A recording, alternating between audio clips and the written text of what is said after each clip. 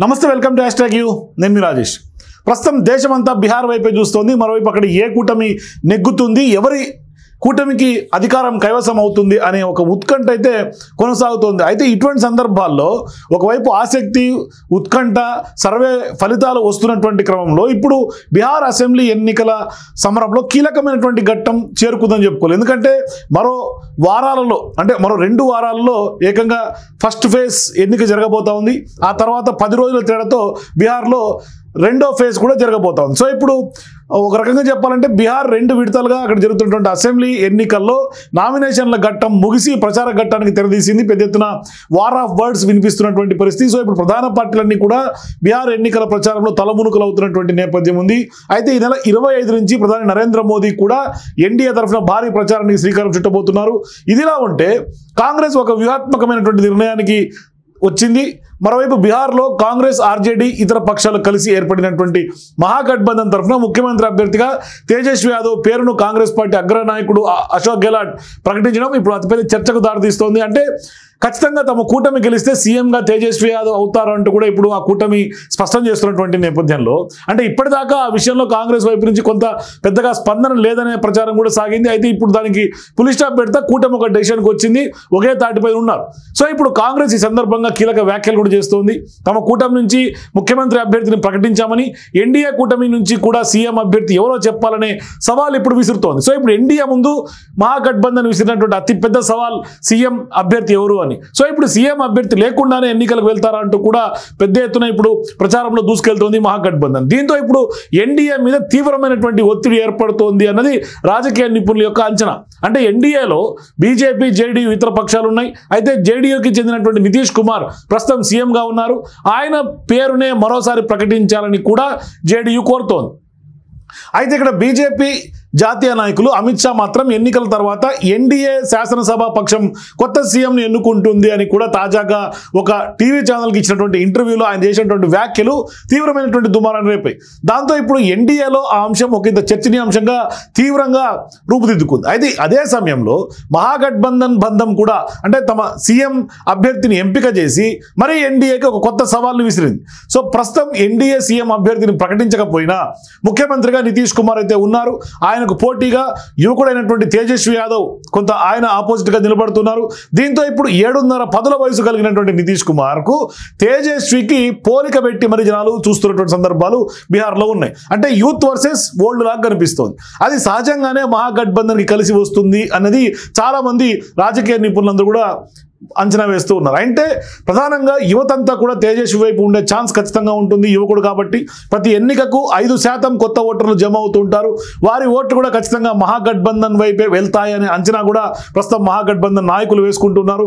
పైగా 2 దశాబ్దాలుగా నితీష్ కుమార్ సీఎంగా చూసి ఉన్నటువంటి జనాలకు మార్పు కావాలి అని ఒక గట్టిగా ఫిక్స్ అయినటువంటి నేపథ్యంలో ఖచ్చితంగా తేజస్వి యాదవ్ నుంచి ఒక మంచి రైట్ చాయిస్ అయ్యే అవకాశం ఉంటుంది బీహార్ ప్రజలకు. అలా కాకుండా ఉండాలి అంటే ఖచ్చితంగా ఎన్డీఏ కూటమి తమ సీఎం అభ్యర్థిగా నితీష్ కాకుండా కొత్త ఫేస్ని బరిలో దింపాల్సినటువంటి అవసరం ఉంది. అది అంత సులువైన వ్యవహారం అయితే కాదు రాజకీయంగా. ఎందుకంటే జేడీయూకి కనుక ఖచ్చితంగా అటువంటి డెసిషన్ ఏమన్నా వెలువడితే ఆగ్రహం వచ్చే అవకాశాలు ఉంటాయి. ఒకవేళ జేడీయూకి ఆగ్రహం వస్తే ఖచ్చితంగా కూటమి ఇబ్బంది పడే అవకాశాలు స్పష్టంగా ఉన్నాయి. అంటే ఎన్డీఏ మొత్తం షేక్ అవుతుంది.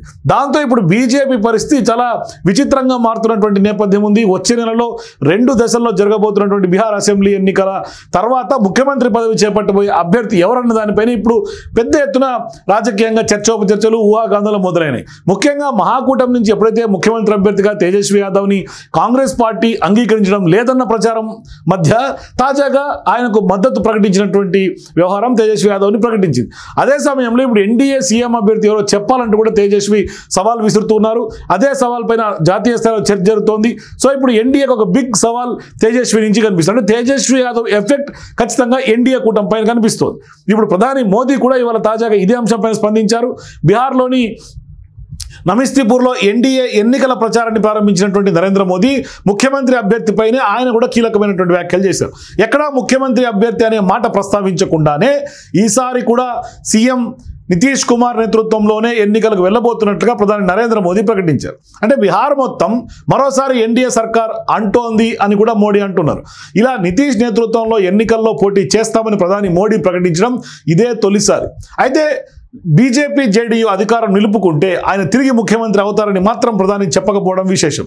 తాజాగా మహాకూటమి ముఖ్యమంత్రి అభ్యర్థిగా తేజస్వి యాదవ్ను ప్రకటించడం, మీ అభ్యర్థి ఎవరో చెప్పాలంటూ సవాల్ విసిరినటువంటి నేపథ్యంలో ప్రధాని మోదీ కూడా ఆ యొక్క సవాల్కి బేస్ చేసుకొని కౌంటర్ వ్యాఖ్యలుగా దీన్ని చూడాల్సినటువంటి అవసరం ఉంది. కానీ డైరెక్ట్గా ముఖ్యమంత్రి అభ్యర్థి పైన మాత్రం క్లారిటీ ఇవ్వకపోవడంతో ఇప్పుడు నితీష్ భవిష్యత్తు పైన నీళ్ళు నీడలు కమ్ముకుంటుంది. ఎందుకంటే అమిత్ షా వ్యాఖ్యలు, మరోవైపు నరేంద్ర మోదీ వ్యాఖ్యలు, ఇట్లా బీహార్లో రాజకీయంగా అతిపెద్ద చర్చ జరుగుతుంది సీఎం అభ్యర్థి పైన.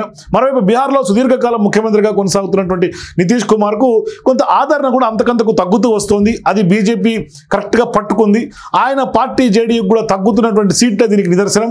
దీంతో బీజేపీతో పొత్తు కొనసాగిస్తూ ఆదరణ కోల్పోతున్నటువంటి నితీష్ను ఈసారి ఎన్డీఏ సీఎం అభ్యర్థిగా ప్రకటించకపోవచ్చనే ప్రచారమే ఎక్కువ శాతం జరుగుతుంది జాతీయ స్థాయిలో.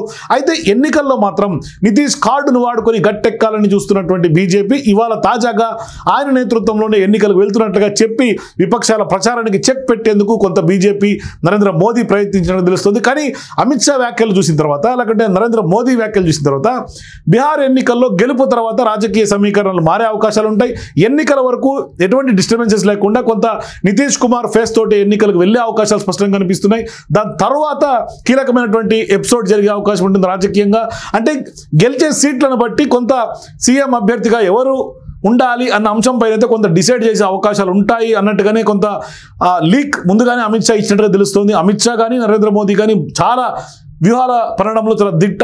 అందుకనే ఇప్పుడు నితీష్ కుమార్, అంటే గతంలో ప్రచారం వచ్చింది, నితీష్ కుమార్ని జాతీయ స్థాయిలోకి తీసుకెళ్ళి ఇక్కడ బీజేపీ ఎక్కువ సీట్లు కనుక స్కోర్ చేస్తే, బీజేపీ ఎక్కువ సీట్లలో కనుక గెలిస్తే నితీష్ మీద ఉన్నటువంటి వ్యతిరేకతను కనుక ముందు పెట్టి వాళ్ళని చూపించి ఖచ్చితంగా సీఎం అభ్యర్థిగా బీజేపీ అభ్యర్థిని ఉంచుతారు అన్న చర్చ చాలా జోరుగా జరిగింది. దానికి బేస్ చేసుకొని అమిత్ షా కానీ నరేంద్ర మోదీ కానీ వ్యాఖ్యలు కనిపిస్తున్నాయి ఇవాళ తాజాగా.